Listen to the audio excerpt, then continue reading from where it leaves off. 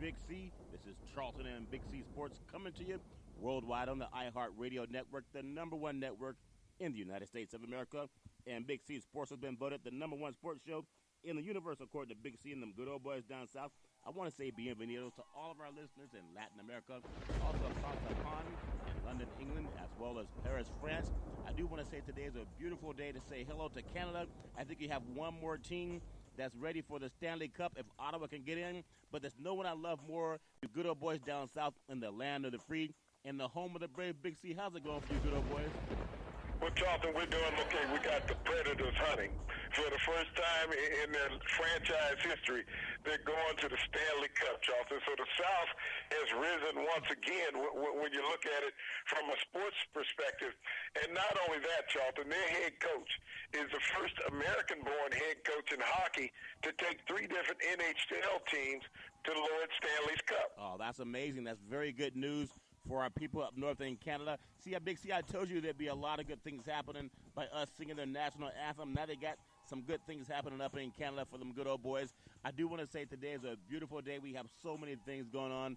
POTUS is across the pond. In fact, he's over there with the good old boys with real money, Big C, over across the pond. And also, I want to just say that this segment is sponsored by your Northern California Cadillac dealers, home of the all-new Cadillac Escalade, the standard of the world. And when you go by and test drive yours, tell them that Charlton and Big C sent you. Big C, I've heard that POTUS is on his best behavior as of late. Have you heard? Is he also on his best behavior, or is it just alternative facts again for Trump world, Big C? Your thoughts? Well, I think he made a trip by Rush Limbaugh's place before he left, Charlton, because he seemed awful calm. You know, he seemed like he's on that Oxycontin run. You know, and he even changed some of the language that he used. Oh, yeah. He dropped the radical Islamic Muslims. Yeah. You know, I'm like him. I can't remember. I'm on Oxycontin. You guys do myself. Oxycontin and moonshine. I told you don't mix the two, Big C. Don't mix the two. He's changed the term to losers. Yeah. Okay. Yeah. Now I don't know where he got the terminology loser from, because I know he looks in the mirror periodically. Yeah. But you know, to change the term loser, you got. I mean, he's fighting a lot of Americans when you look at that. Yeah. When you look at Americans as losing their jobs and losing their health care, Yeah. and now they're about to lose their Medicaid, Charlton, and a lot of the social programs that are coming into America. I think that's the reason why I coined the phrase loser, because that's what he's about to do to a lot of Americans. Yeah, it's a shame that a lot of people, a lot of people in America, we just don't read, and oftentimes we wait for the news to come on. But if people would take the time to read this proposal for his health care bill, I think it cuts $800 billion over 10 years from the people who need it the most. That's almost like taking the life jacket off the people who can't swim and say, good luck in the pool, Big C. But that's what he's doing to the elderly. I do want to say this segment is sponsored by your Northern California Cadillac dealers, home of the all-new Cadillac Escalade, the standard of the world. And when you go by and test drive yours, tell Charlton and Big C sent you. Now, I bring that up again because POTUS drives the Escalade when they're in town on the beach. But now he's across the country, all over the world, actually, and he's trying to show his good side, Big C. But I think the disingenuous part is here he is praying on a wall in Europe, but he's trying to build a wall in the United States. And some of the same people that he's praying to, they are about inclusion. He's not about inclusion, Big C. So do they see through it, or is it just the people here in the United States, Big C? Your thoughts? Well, Charlton, if he wants to really put up a wall down in Mexico, what he needs to do is go after the corporate business owners, the farmers who are hiring the illegal aliens and not making them accountable. Yeah. You want to blame the illegal aliens for coming into America, saying that they're taking American jobs.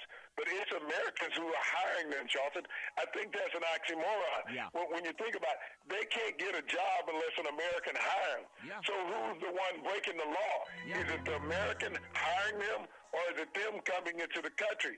This is what the president is not approaching. Yeah. And America needs to take face to that, is that these people can't get a job unless you hire them, just like anybody else here in America. You cannot get a job unless some employer hire you.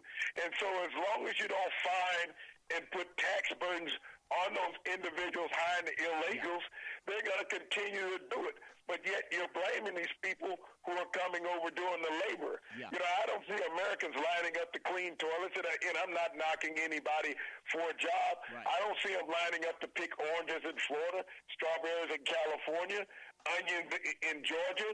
I don't see that, Charlton. Yeah. So when the president is talking about these people taking away the American labor force, show me in hands the number of Americans who are lining up to take these jobs, Charlton. They are not occurring. Yeah. So the president has it all wrong. And now he wants to take away health care from the elderly, from those young people who are dependent on it, that were born with birth disorders and defects, Charlton, saying that they're no longer entitled to this as an American citizen.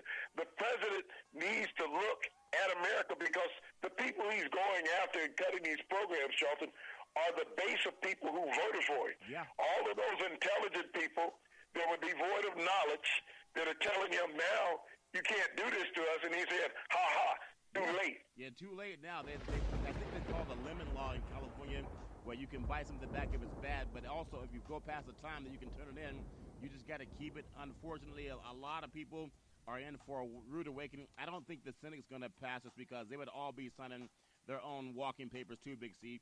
But I just want to say that so many people are dependent upon our leaders doing right. When you go across the pond to get away from the Russian investigation, you know, Russians love sports too, especially hockey, Big C, and we'll get into hockey a little bit later.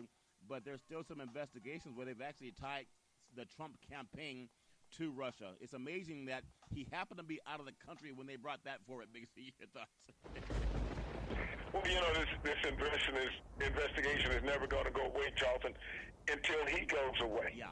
You know, they're synonymous with each other. Yeah. And it's going to grow every day, unless you're watching Fox News. Yeah. Then they'll talk about something that went on some college campus that was irrelevant to American politics, or something that happened, you know, in some high school, you know, with some teacher that is not the ledger that everybody else is looking at. They do all that they can to avoid any scandalous scenario with Trump. They try to scrape him clean every day.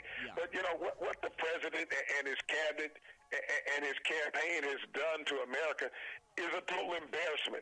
I mean, Americans sitting back saying, show us the proof. It would not be this much chatter if there was not proof. The thing is that the Republicans run the Senate and the Congress. I tell you what, and they're a little slow and hesitant, Charlton, in wanting to bring it to the forefront. Oh yeah, and that's part of politics. I guess all's fair in love and war. And speaking of love and war, nothing we love more than talking about Canada. I've put up the national anthem because I was hoping that they would get Ottawa into the Stanley Cup. We know that Nashville, they advanced last night, beating Anaheim, the Mighty Ducks. I guess the Predators ate the Ducks, Big C. I guess Predators do eat Ducks. That's what But now you have Ottawa and Pittsburgh. And I do want to just, because I love Canada so much, I do want to just take time and do something a little bit different. Whoa, Canada, our home and native land. So maybe that will give a little bit of moonshine to the Ottawa, and maybe they'll get past Pittsburgh, or at least tie this series. I know Pittsburgh leads it 3-2. Big C, your thoughts on the NHL and trying to get a Canadian team into this year's Stanley Cup? Big C, your thoughts? Well, the NHL really wants Pittsburgh in there, Charlton. It's like the NBA, not having the finals with LeBron James and is the best player in basketball. You have Sidney Crosby, who is the best player in the NHL. The NHL wants him for ratings. But by Pittsburgh making Lord Stanley's final, Charlton, you lose the ratings in Canada, and I guess the Americans really don't care about that. But if you were to have Ottawa in the Stanley Cup, Charlton, you have an entire nation watching and being glued to the tube. They're going to be interested as a nation in this one team. But with Ottawa not being in there, and if Pittsburgh gets in and Nashville, how many Americans are going to be interested, Charlton, west of the Mississippi? You got to really look at that. Anybody west of the Mississippi or in Canada will be watching Stanley's Cup. I think the viewing audience might be at an all-time low. I'm not knocking the Predators for getting in the first time in their 18-year franchise history. Yeah. A great tribute to the state of Tennessee. Oh, yeah. You know, the state of Tennessee has had two teams play in championship series. They had the Titans play the Rams years ago, back in the Super Bowl. Yeah. And now they have the Predators going to Stanley's Cup.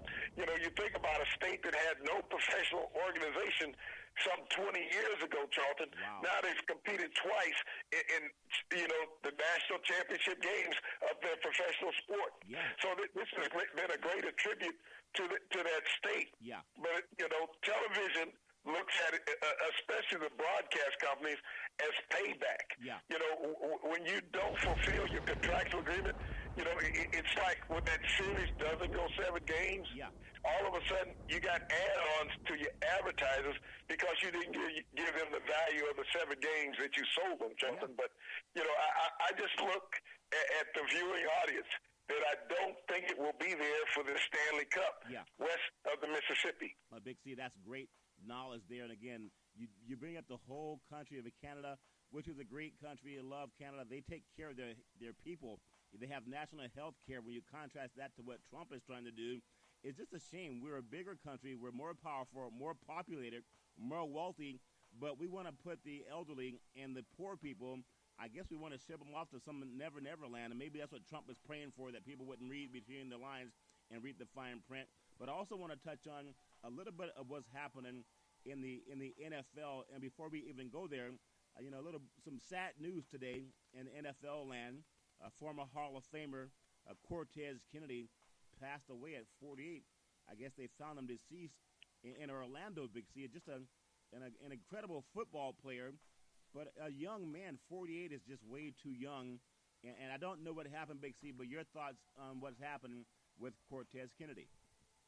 Well, you know, Cortez Kennedy, Charlton, was one of the pillars of the Seahawks franchise during the 90s. He was a number 1 draft pick in 1990 out of the University of Miami. Yeah. You know, played on that great Hurricane defense and was a cornerstone of that Seattle defense for a decade, Charlton. Yeah. An 8-time All-Pro defensive tackle who in 2013 was inducted in the Pro Football Hall of Fame. Yeah. Just a short time ago, Charlton. But, you know, this has been an astonishing number of players from the 90s that have fallen deceased in the NFL, mainly defensive players, Charlton. Yeah. We don't know whether it's chronic encephalitis that has, you know, been attributed to a lot of these things. But the NFL is going to have to go back and take a look. You know, even Chester McLaughlin, big defensive tackle who played with the Raiders, you know, passed away earlier.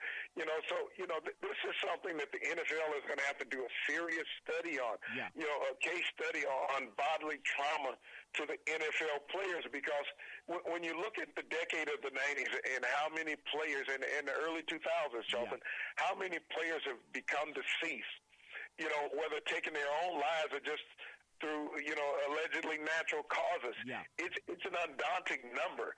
And these players are dying young, you know, relatively young ages, Charlton, in their 40s. Yeah. And so, I mean, this is something that should cause concern for any business, any profession. I mean, if they were working in the coal industry, people would have concern. If they were working in the asbestos or lead industry, Charlton, people would have concern. This is the National Football League. We're talking about an entity with a bottom pocket of money, okay, that they can put in research. But I also think, Charlton, that the NFL is scared to make public any research that they would find on the game, because it may hurt the overall aspect of the game and long-term financial goal. But I also want to touch on one other individual, Charlton, that we lost today. He was 89 years old, and his name was Roger Moore, the original, you know, James Bond. This James Bond played in more James Bond series than any other James Bond actor, and he passed away after a short bout of cancer. He also played in a television series called The Saint, Charlton. Yeah. So, you know, Roger Moore left a legacy on the big screen and the small screen of great acting unparalleled. When you think about the heights that he took the James Bond series to, Charlton, and how it's still alive today, thanks to Roger Moore. And, you know, you bring up the 007 series, and so many people and all the gadgets that we thought were just, you know, state-of-the-art technology that were just make-believe a lot of times we have real technology that matches that, Big C. So just a sad day in Hollywood, but at the same time, 89 is a beautiful life, and he lived a full life. And I just, our thoughts go out to all the families of the Kennedy family and also more, and just anyone who's ever been through that. We all have to go through something, Big C, but just appreciate the body of work that they put behind them. And also, I just want to stay on the NFL for a little bit longer. I know that's your favorite sport, Big C, outside of moonshine chasing and seeing who's the biggest pass, Big C, whether it's nice or not. But the NFL, man, finally, Big C, you know how you always say things make sense, Google it. It doesn't make a lot of sense to have these big physical football players going into overtime when you can't establish who's going to win the game in 4 quarters. They are trying to go in the right direction. They're cutting overtime down from 15 minutes to 10 minutes, I believe. Big C, your thoughts? Well, they have, Charlton. The owners decided to make that decision, and now it's going to become even more imperative who wins the coin toss, because you can go into a long, sustained drive, Charlton, 8-9 minutes, kick a field goal, and leave minimal time on the clock for your opponent. That's what's going to occur in this NFL, shortening of overtime. Or you can go the opposite way. You can go with the hurry-up offense throughout that 10 minutes, Charlton. But I think it should enhance the game just a bit more, because we just talked about the passing of Cortez Kennedy. Who knows the trauma that it puts on these huge hulking men, Charlton, to go out and have to play an extra 15 minutes in this undaunting contest. And early in the year, Charlton, when you're playing in that extreme heat, coming in late August, early September, when temperatures are still reaching 100 degrees across the country, that's a lot of stress on the human organs, and wearing all that equipment and battling each other physically. So the owners, I believe, did the right thing in that, in lessening the time and overtime, because if you can't settle it in 60 minutes, Charlton, what does 75 minutes mean? That's what I was telling you guys when I came down to that barbecue moonshine party you had. You good boys were trying to see who could chug a lug at the fastest amount of time. It's like, look, when you sleeping on your backside, it doesn't matter who wins the contest, Big C. But the NFL, obviously, they had a couple NFL players there, too, so they understand that. I also believe they're cutting down, or they're doing something with the roster, I think, from the 90-man down to the 50-man roster, as opposed to that matriculation of time. Is it all going to happen at once, Big C, or am I understanding that correctly? That's another move that the owners made today, Charlton. You start training camp with a 90-man roster. Normally you had 3 cuts, one after each preseason game, Charlton, to get down to that final 53-man roster.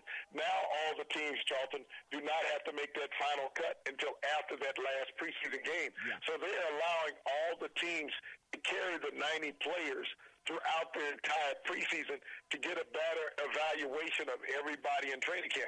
But also, Charlton, it provides a few more live dummies in training camp. They're not telling people that. Is that they don't have to wear out these blocking sleds and tackling sleds, Charlton. They can just wear out the bodies, and they don't have to replace them each year. But that's one of the things that's coming about out of that, is that it's now going to be imperative on GMs and direct their player personnel to get it right in the draft and in free agency, Charlton, because they're not going to be able to go through an entire month of picking up and shuffling the roster, moving players. Because when all those players hit the market at one time, Charlton, we're talking about 36, 37 players from 32 different teams hitting the market all at one time in that unemployment statute. Well, now you really got to scramble to decide who would you like to bring into your roster and cut from your roster, Well, see, as a former player, let me ask you this question, though. Does it hurt the athlete?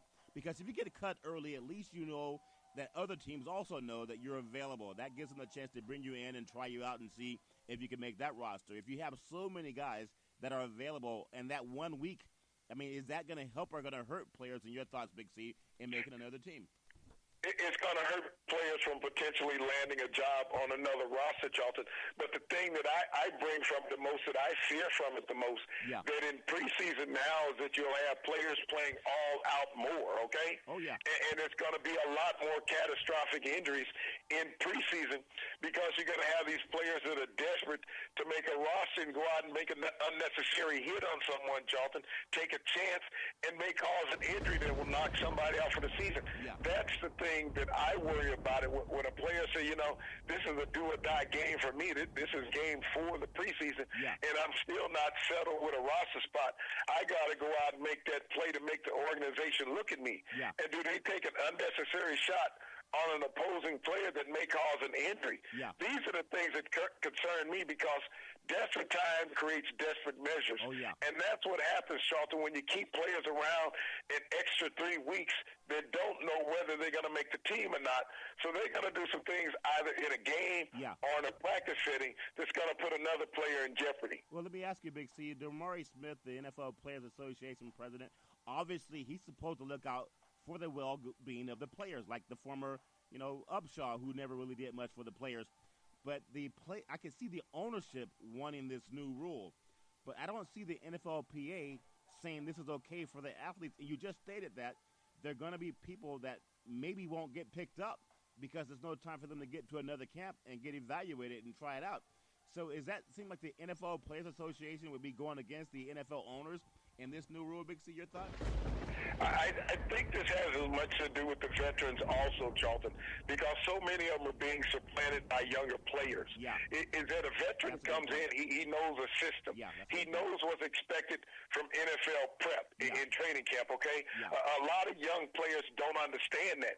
So it gives a veteran an advantage versus a veteran having a bad 1 or 2 weeks in training camp where he doesn't get a chance to recover. Maybe he had a hamstring or something of that nature, or an ankle injury, and this young rookie had gotten a leg up on him, and this veteran hadn't had a chance to recover. Yeah. So I look at this more as a veteran-saving rule, Charlton, because they have the knowledge of the game. Yeah. Versus that young player coming in, if he gets a little nick, he'll never recover. Yeah. And so he may not get a chance to make the roster. And I think that's why Demarius Smith never made such a cry about this, that it being a bad move for the players, because it's an advantage to the veteran versus the younger player, Charlton. Yeah, that's a very good point, Big C. And in one sense, I can see where it's going to benefit the veteran players. But you talk about so many times, whenever people bring in a new athlete, a new player from college football, or even just a draft choice or someone who's traded, someone's going to lose a job. So to give the veteran players the opportunity to have a little bit more time with that team, I think it benefits the older guys in the league, and maybe that's why it's going in that direction.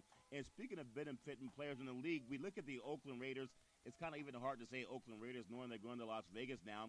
Your thoughts on them looking at some big receivers? They already have Carr. If Derek Carr can do great. His brother was David, played in the league also. Derek Carr coming back from that broken bone in his leg. And now he already has 2 of the best receivers out there in Crabtree.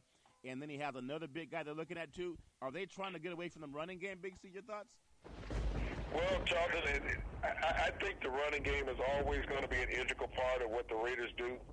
But the Raiders right now are having a conversation with Calvin Johnson, the former all-time great with the Detroit Lions, Megatron. Yeah. Now, there's some interest right there from Megatron. He's still a little scorned from the way that the Lions treated him. There was talk last year that he may end up popping up in New England. Now there's some potential talk about him may show his face in Oakland. Yeah. I think either one of those scenarios would be great.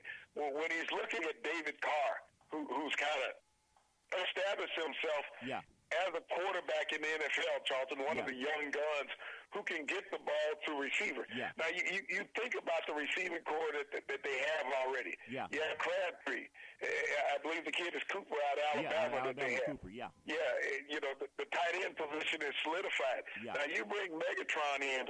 Now, you're talking about potentially one of the top 3 or 4 receiving cores in the NFL. Yeah. Now everybody knows my buddy Julio Jones, the fake catfisher down in Atlanta. Now, Megatron was Julio Jones before Julio Jones, okay? Yeah. This was a guy that the NFL changed defenses to cover. Yeah. People talked about his touchdown ratio went down the last couple of years of his career. Yeah. But the NFL, the defense has set up a rule. Everybody knows that when you go into a punt situation where you put 2 guys out on the gunner, the guy that runs down the field to disrupt this pattern, that's what defenses have done to Megatron when the Lions got down inside the red zone, is that they put two defenders over on Megatron just to cut him out of the passing scheme. So this is how imperative it was. The NFL has since banned that rule that you can't do that. You still have to play man defense. Yeah. But, this is how big Calvin Johnson was during his playing days, that defenses altered their scheme just to adjust for him that game that he was playing against an opponent, Charles. And you think about bringing in beast mode, and people think, well, the Raiders offense, they have beast mode, they have Cooper, and they have Crabtree, and they have Derek Carr, the quarterback, the greatest. I would say one of the top offensive lines in football. I'm not going to call them the greatest, but they're one of the top, along with Dallas and the good old boys from Texas. But I do look at beast mode. He's going to be a good running back this year. He had some time off. But, my goodness, if they get Calvin Johnson in camp, it's just made beast mode. His job is going to be a little bit easier. Who do you stop, beast mode in the running game, or do you go after three dominant wideouts, Big C, and a quarterback that can give them the ball and an offensive line that can buy them time? I think it's a shame the Raiders are building, it looks like at least on paper, another dynasty, and they're talking about leaving at the same time. But, that's just business. It all happens that way. I want to also just say that sports is a billion-dollar industry, and boys and girls sports is the foundation to this billion-dollar industry. And when you're in sports, you need athletic and event insurance. We go through Ben and Mark, the top insurance company out there for athletes in all 50 states. Can do it all over the globe, Big C. One of the best insurance companies in the universe. So, Big C, I just want to get on this, too, because we love NFL football. But all the time that we talk about players being drafted, back in the day, people would say the SEC conference is the top conference. Also, you think about the Pac-12. You think about the Big Ten. And it used to be the Big 8, but now it's the Big 12. Would you believe that the ACC is now considered the number one college football conference in the United States of America? And numbers don't lie, Big C. I think the White House is figuring that out. If you look at what they did in the bowl games, they were 9-3 in the bowl games. They were 4-1 versus the SEC and all your friends and Nick Saban and all those moonshines that you guys give the referees to look the other way when somebody's holding somebody. And also they were 10-4. In other bowl games, their conference overall, very, very good conference in football. And the guy that led them to be the top conference in football is Deshaun Watson, who a lot of good old boys did not want to make the number one pick in the NFL, Big C. They can Google that. Your thoughts? Well, it's the only conference that have two quarterbacks taken in the first round also, Charlie. But they did Deshaun Watson a favor, allowing him to fall to Houston. Yeah. That was the greatest move in Deshaun Watson's career. Yeah. Regardless of what he does from this point on, he was given a pat hand to play professional football with. Where Trubisky, he went to a team that's loaded in the backfield with quarterbacks. Yeah. You sign a quarterback in the offseason grinning that you guaranteed the job to, and you gave him $48 million and guaranteed him the job, plus whoever else you had on the roster. And also you draft Trubisky, number 2 overall, who's an unproven college talent. Yeah. With only 13 starts, 14 starts in college, counting the one bowl game that he played in. So this is what you're saying. You can evaluate your future on a kid who never really played. Yeah. We've seen that before. With quarterbacks who've played 1 year or 2 years, Johnny Manziel, who didn't do anything to pan out with. And even though Trubisky is not as mobile as he sort of has the same type of bloodlines. Yeah. But, when you look at teams in the draft, coming out of the ACC, there's a plethora of talent that's coming out of there nowadays, Charlton. You're talking about speed and size. And when you look at the national championship team, Charlton, look at the number of players that came off that Clemson national championship team. They rival Alabama as far as draft productivity and players who will make an impact in the NFL. I mean, their defensive line is as talented and speedy as any around the country. Yeah. And you look at their receiving core. Their tight end, their wide receiver both went in the first round. Yeah. So, as well as the quarterback. So, and the running back, I believe, went 3rd or 4th. Yeah. Another receiver went around the 5th round. So, this is a team that was full of a wealth of talent that is making an impact. And across the ledger in the ACC, I mean, we saw Jacoby Brissett last year win 2 games with the New England Patriots. Yeah. So, this is a team, this is a conference that can develop players and has developed players that is now not taking a backseat to the so-called big boys. And when you think about the national championship that Clemson added this year, you look at Florida State, they've also won national championships in their past. You look at the great Bobby Bowden, how he's built that program almost from scratch, Big C, back in the day. You also look at the University of Miami that for a long time was an independent, and then they went into, I think they went into the Big East, and now they've had so many changes. Now they're part of that same conference, Big C. Georgia Tech has always had a pretty decent football team down there in the state of Georgia. Won a national championship in 1990, Charles. Yeah, 1990 national champions. And then if you look on and just think about that, on the backside of that football conference, if you look when the football season's over, there's schools called North Carolina and Duke, and they have a plethora of national championships. What's happened to the ACC? Is it better athletes, Big C, or more publicity? What's happened to make that region of the country so dominant in football and basketball, Big C? Your thoughts? Well, Jonathan, I think with the limited scholarships now that universities have, is that the big boys can't hoard players around. Yeah. They can't, just block them in. And, you talk about Duke. Look at what Billy Cutcliffe has done down at Duke. Oh, yeah. They've knocked off a lot of big boys and had several winning seasons down there under his tenure. Yeah. People will remember Cutcliffe is the coach that was at Tennessee, the offensive coordinator when Peyton Manning was there. Oh, yeah. He was the one who groomed Peyton Manning, and I helped Peyton Manning get to the lofty level of accolades that he received over his college and professional career. Yeah. And he also runs a camp with the Manning boys, a quarterback camp. Yeah. But Cutcliffe has risen Duke's football program from the ashes where they go out and knock off the big boys every other week. Yeah. So, when you talk about the ACC, no one says that they're a doormat anymore, Charlton. No. It's that they're a conference that is to be reckoned with. Yeah. And when you think about that, at a time everyone just thought it was Florida State and then whoever else, but we just named off several teams that have won national championships. Now, I contrast that to the Pac-12 conference. I'm out here on the West Coast, so I love USC football. They've won national championships. I look at Washington. They've won national championships. Oregon's been kind of in the running for it. But outside of those two schools, Big C, you go back over the last 40 years, and I love Pac-12 football, but you have USC. You have USC that UCLA was ranked number one at one time. They went down to Miami and lost, and I think it was an overtime game in the Orange Bowl back in the day. And I look at Cal Berkeley. They had kind of a lot of good quarterbacks. Aaron Rodgers coming out of there. But Washington is back on track, but they haven't won a national championship since 1991, I believe, and that was split with Miami. So when you think football, you think Pac-12.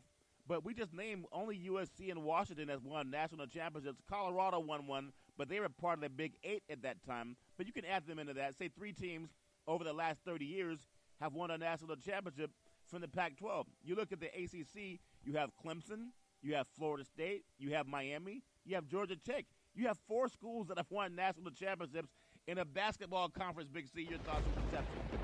Well, Charlton, that shows you the wealth of talent in the southern part of the region, and how imperative. And Clemson has won the national championship twice. Yeah. Miami's won it some 4 or 5 times. Yeah. So you have schools that have been powers over time in this conference and just down to the southern region. But, the SEC gets all the publicity, and many people think that that's the holy grail of college football in the South because of the number of players who have come through there. But, we've mentioned several ACC players. I mean, there's been Heisman Trophy winners in the ACC, multiple national championships out of the ACC. So it's not a conference that is taking a back seat. Matter of fact, they play SEC teams throughout the season, Charlton. So in a head-to-head battle, they hold their own against that conference. Yeah, they're 4-1 in this season alone, Big C. I want to just bring you up because we talked about college football and how the NFL is still the king, but where do they come from? They come from college. When we talk about perception of the conferences, you know that the SEC added Texas A&M. There's talk of even Oklahoma maybe trying to get out of the Big 8 or the Big 12. And because in that conference you have Texas, which won a national championship in 2005. Oklahoma has been beaten up by USC and also Florida in their national championship games. I think they had a win over Florida State back in the day. But they have won 2 national championships. Yeah, so when you look at that conference, who's the football power? Texas and Oklahoma are the perception, but the last time they won national championships just once, and that's going back to Texas when they had a come-from-behind win over USC. No one else is considered a national championship contender in that conference, even though Colorado, when they were in the Big 8, they were part of the national championship picture. But that's a conference. Do you see the Big 12 standing? If they're going to have another big conference shift, can they really stand with just Texas and Oklahoma as the marquee teams. And maybe even worse than that, Big C, the Big 10 or the Big 19, however many conference schools they have now, they only have national champions from Michigan, and also you have Ohio State. Is there anyone else? I mean, Penn State back in the day, they beat, I believe, Miami. So those three schools mainly. So they pretty much they're partial. They tie the Pac-12 when it comes to national powers. But even down south, where you good old boys are, the perception is that the best football is played in the SEC, and then you have the West Coast. But West Coast schools and the Big North, the Midwest schools, the northern schools, and the Pac-12 and the Big 10, they don't even compete with the ACC. So how did they go under the radar for so many years, Big C? When if you look at the stats, and you can Google the stats, they have more championship teams in that conference than anyone else outside, even more so than the SEC, I believe. Your thoughts, Big C? Well, it's even like you mentioned in the Big 12, which is more thought of as a basketball conference with teams like Kansas, Charleston. Even the University of Texas has a solid basketball program. And over the years, Oklahoma has challenged for a national championship. So when you think about that, west of the Mississippi, just like we spoke about earlier in hockey, we're having that same scenario with the Big 12 conference. When you look at teams, they're playing each other and beating each other up, Charlton, so they knock each other out of national championship contingent. You know, they don't have that, split conference like you have in the Big 12, the Big 10, that has 19 teams, so you don't play all the teams every year. The Big 12, you play everybody. And so that's going to hurt you when it comes down to the national championship hunt. You even got that in the SEC. You got to split divisions so you don't play everybody. So you can miss a team that could potentially knock you out of the national championship run. So I think college football needs to bring it back. That if you're a conference team, you have to play a minimum of 8 conference games, maybe even 9, because we've gone to a 12-game schedule now, 13-game schedule. Whatever it is, you should be only allowed to play 2 out-of-conference games, and everybody else has to be within conference. That would be fairness and impartiality to the sport, Charles. Bring back some integrity. But when you can go out and whip up on some small Division I AA university just to get your stats up, I don't think that it should help you as far as national championship power points. I think you should be forced to play a maximum of 2 out-of-conference games, Charlton, and everybody else within your conference. Well, Big C, we know that competition will settle everything out, and that's what the SEC is benefiting from. Who would have ever thunk that the nation's, arguably the nation's most recognizable basketball power, on paper, they're the most dominant football power also when it comes to championships, Big C. And again, we talked about some of those schools like Miami being the independent before they joined, but they're part of that conference now. And so congratulations to all the college football programs out there that are building your brand and taking it nationwide. Big C, I want to transition a little bit as we talk about the NBA. And I look at the great Golden State Warriors and what they've done as a franchise. Just talk about them. They swept through San Antonio, Texas, Big C. And now this is the 3rd time I think they've gone undefeated going to the I won't say national championship, but the NBA championship game. Big C, your thoughts? Well, Charlton, this is the first team in the NBA history to sweep 3 series 4-0, to go 4-4-4, to quote Moses Malone. Okay? And I thought you were stuttering with your words, Big C, and then until you said Moses Malone. Now I understand you. Okay. Well, I didn't know whether Moses meant 4 for opponent or 4 for a number. I'm still trying to figure that out. But the late great Moses Malone made that statement in this series, running through the Philadelphia's only NBA championship, Charlton. But when you think about what the Warriors have done, in this series, and everybody is saying, well, Kawhi Leonard wasn't there. Well, if Kawhi Leonard is not there, you still got another 11 players that's got to step up. Okay, Charlton? You got to play. Kawhi Leonard is not going to make up that 15-point-a-game differential every night, okay? No. And that's what the Warriors have been winning by in these 3 series. 15 points. That's a lot of points. Vegas loves it. The boys over there in the West Coast, they love it. But, opposing teams, you really got to figure out how to play defense. I mean, one guy is not going to stop 3 or 4 guys. You know what, Big C? We talk about the dominance of certain players. People want to see Steph Curry and LeBron James. Now the talk has shifted to they want to see Durant and King James Part 2, and, when the Cleveland played OKC back in the day. But I just want to get your thoughts on this, too. When you talk about dominance, and we talked about the college football landscape, how the number one perceived conference in the country is the SEC, and they probably are because year after year they've been doing it, okay? As far as getting players drafted, the ACC on paper over the last season, they were a better conference. When you look at the NBA, how dominant Golden State is, if you look at 7 of the last 14 NBA championship teams, you have the Cleveland Cavaliers out of the East, the Boston Celtics out of the East, you have the San Antonio Spurs out of the West, and the Golden State Warriors out of the West. 7 of the last 14 NBA champions have all come from the East Coast, the West Coast, and then you have the Southern, Texas as part of the Southwest. And I just think that shows that there is dominance in the NBA, and people love it because last season alone, over 22 million spectators bought tickets, and people want to see parity. I don't think 7 of the last 14 national championships won by 4 teams is parity, Big C. But having dominant things is a good thing for the sport, Big C. Your thoughts? It is. You don't see a lot of parity, often because when you look at the center part of the United States, we really don't get that much representation as far as the NBA goes. If the NBA wanted parity, you would see the Lakers being relative. Yeah. You would see the Knicks being relative, but they're not, Charlton. Yeah. This is about building an organization, and when you think about it, it's small market organizations, Charlton, that are being the dominant franchises in the NBA. Yeah. Miami was not a large market when they won their 2 championships when James was down there, okay? Yeah. Cleveland is a mid-market team. Oakland is a mid-market. San Francisco is an opposite market. Yeah. But we're talking about small market teams. Dallas is a mid-market team.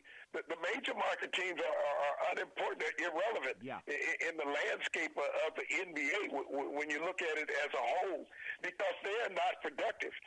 And the players are seeming to gravitate to these mid-market teams, Charlton. They don't care about being in New York. They don't care about being, in Los Angeles or Chicago. It's unimportant to an NBA player now. It's about going to a market where you can be comfortable. I think the media is less scrutinizing in those smaller markets because you're not looking to carry an entire city or state. So when you go to these smaller markets, the pressure is not on these players. Durant left a smaller market to come to a mid-major market, but still, he went to a small market. New York was available. Los Angeles was available. He didn't feel that was conducive to his wants, which I can understand. Players now have the ability to go where they want. I listen to the media talk about, well, he's leaving all this money on the table.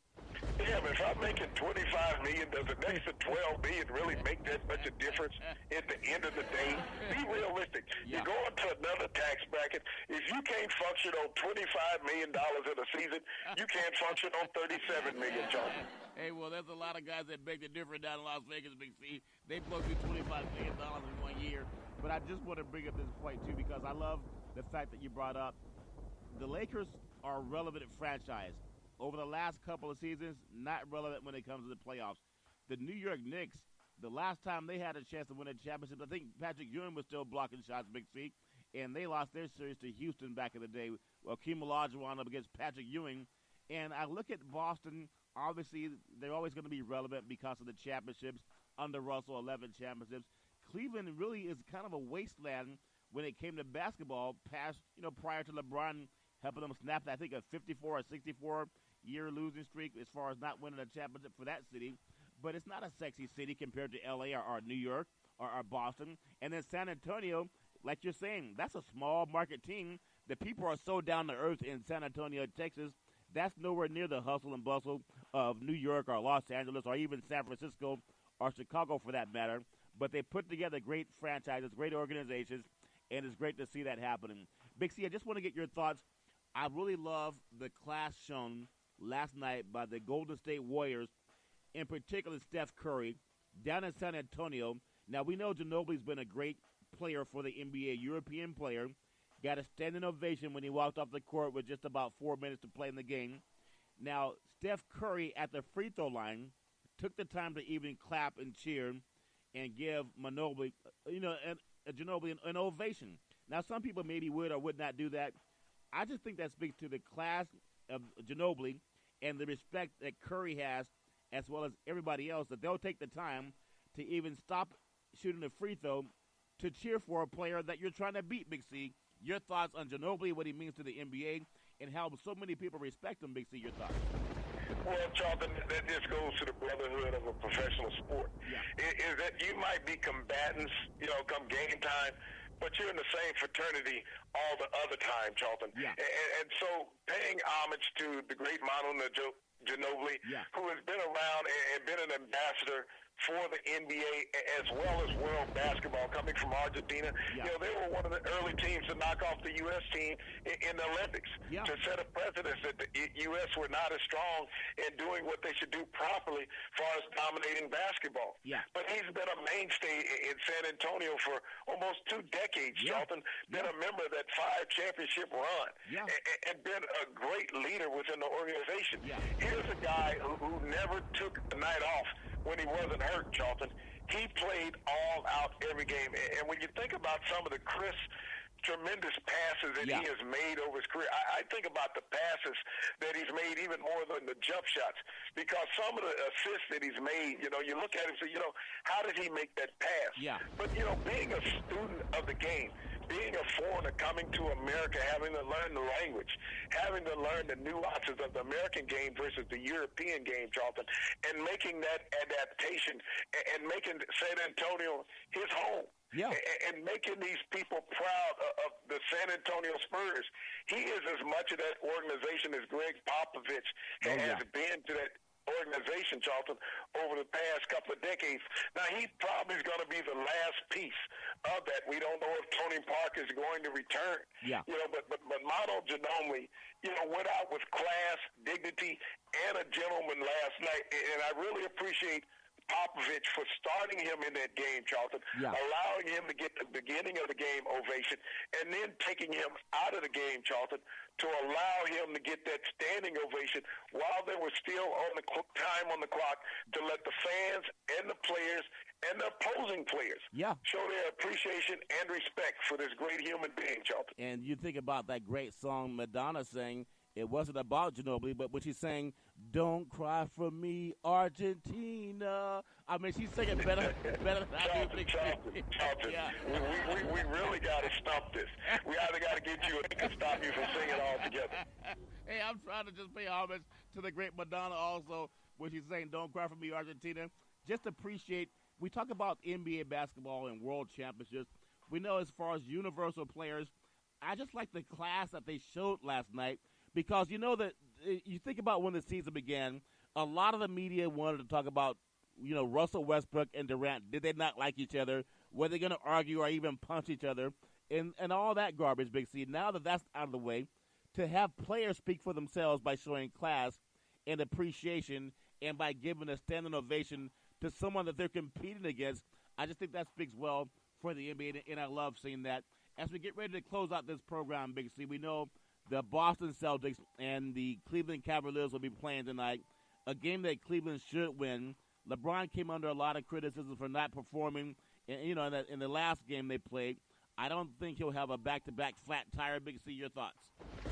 But why is it when LeBron has an off night that he's not performing? Yeah. He was out there on the court all night long. The shots don't always fall for everybody. Yes, he only scored a meek 15 points, but he was not non-competitive in the game, Charlton. Yeah. LeBron ran up and down the court like everybody else. He took his shots. He went to the boards to get rebounds. The shots were just not falling. Yeah. LeBron James is not the sharp shooter from outside that people think that he is. Yeah. When he gets into a rhythm, yes, his shots fall. But he's more impressive going to the basket, Charlton. When you think about the number of points in the paint that LeBron gets, that's where his game lies at. I don't think you'll see LeBron trying to live on the three-point shot tonight. He kind of tried to follow Kevin Love. He saw Kevin get hot, so he figured he could do the same thing. Yeah. And the King has an ego like everybody else. Oh, yeah.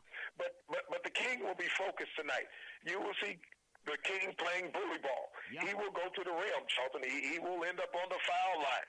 This is what LeBron does when he's at best. Yeah. But for the media to sit there and say that LeBron James had a bad game, he just didn't score the number of points that he had been scoring. Yeah. He never took a night off. No. That's what the media has to look at. I'm going to ask you this question, Big C, as we get ready to close. One of the great broadcasters in college, college basketball, Dick Vitale. I think he's going to be. He signed another extension to his contract. If he broadcasts another 2 years, I think he'll be 79 or 78. Just a great voice. I remember him back in the days when I was growing up on ESPN. And for a broadcaster, that'll be, I think, 41 years if he goes another 2 years in the broadcast business. He created his own little personality, and he's called a lot of these players that we see playing in the NBA. He called them when they were in college, Big C. He's even done some high school games. Just your thoughts on how do you last 41 years in this broadcast business where people tend to change talent the way people change car tires, Big C? Your thoughts? Well, I think first and foremost, Jonathan, he started out being a bad NBA coach. So that allowed him to be a broadcaster. Yeah. He was a failure as an NBA coach, so, he transcended into the broadcast booth. Yeah. And he came up with this vernacular that was very important. It was chic, as far as his originality. Yeah. And people gravitated to it, Charlton, because he has these sayings, diaper dandy, and various other sayings. Yeah. That make people think, that he's all knowledgeable. Yeah. I mean, he's a good analyst, Charlton. Yeah, he does a fine job on the college level. I don't think anybody parallels the great Hubie Brown, who does the NBA games, because Hubie Brown tells you plays as they're developing. Yeah. He doesn't need to come back to a replay. He's analyzing the game as the game is going on. Yeah. So he is such a comfort to watch. Yeah. Dick Vitale is a showman on the other behalf, Charlton, that, he wants that crowd, that ESPN crowd. Yeah. Okay? He wants to woo you with sayings other than giving you something great about the game. Yeah. And so a lot of people are easily, it's almost like playing three-card Monte. Yeah. Where's the payoff card? Yeah. And Vitale has done a tremendous job over his time with ESPN, but, I still gravitate to Hubie Brown. Oh, yeah, Hubie Brown's definitely an educator, Big C. We talked about POTUS and the good old boys with Russia, and who knows where that's going to go. I know Donald Trump's across the other continent, Big C, and he's actually praying to the wall. I thought, what a farce. We have our president praying on a wall for Israel, and now he has a wall he wants to build to keep Mexican Americans out of the United States. Not alone the harassment that goes to any Mexican American, because that's part of that new racially profiled group. They've already been there along with African Americans. I just think that's horrendous, and now he's going to go over there and pray. He won't even talk about the humanity or the inhumanity of trying to build a wall to block a group of people from coming into the country that says, give us you're tired and you're poor, only if you're white is what they could have said on the Statue of Liberty, Big Z. But I just want to get your thoughts on, we talked about NBA basketball. We have people chasing Lord Stanley's Cup. How much moonshine can they put in that cup if those Nashville good old boys get to win it? You can imagine there'll be no Gatorade on the sidelines in that one, Big Z. Just want to get your thoughts talking about the NFL. So many great things going on in the world of sports. But, Big C, what are you looking forward to the most coming up this week? Go right ahead, sir. Well, Johnson, I'm looking forward to that Game 6 tonight in Pittsburgh with the Ottawa Senators and the Pittsburgh Penguins. This is a quest for Lord Stanley's Cup. Can the Ottawa stave off the Penguins and force a Game 7 in Ottawa? That would be quite imperative for the NHL. I think even more than the NHL wanting Pittsburgh in the Stanley Cup, I think it would be much more appreciated if Ottawa was in the Stanley Cup, keeping Canada alive as far as the chase for the Stanley Cup. When we look at the NBA, the Warriors are sitting at home resting. What are they going to get, an 8-9 day rest before their next game? Charles, we saw how sluggish they were in that first game coming out against San Antonio. I don't think that they'll be in that same mode regardless of who they play, which will be Cleveland in the finals. But I look to see LeBron James awaken and be LeBron James that we've seen for the first, 10 games of the playoffs. Not game 11, but the first 10 games. I expect to see the King James that's been scoring at a 30-point clip. So, I don't think it'd be as easy for the Celtics tonight. But, it's just been great as far as football going on. Oh, yeah. Teams are in their OTAs. I think it's 27, 28 teams right now in OTAs. So, football has started. People are getting ready, getting antsy for the pads to start slamming against each other. Yeah. But, the NBA right now is the pinnacle. Baseball is hot. Home runs are flying out of the park. People are hitting batters at the plate, Charleston with baseball. It's almost like hockey on the diamond. Yeah, it's almost like a party in your backyard. All that moonshine, people sneaking around, you see, and sneaking around every Monday through Friday at 5 o'clock and 6 o'clock p.m. Pacific Standard Time worldwide. Follow Big C Sports on the iHeartRadio network, the #1 network in the United States of America. And Big C Sports has been voted the #1 sports show in the universe, according to Big C and them good old boys down south. We always want to tell you, there's never any reason for domestic violence. If anyone going through that garbage, just call 911 because no woman should have to go through that all on her own. And as we tell you on every program, we thank you, we appreciate you, and we hope that you have a super fantastic day.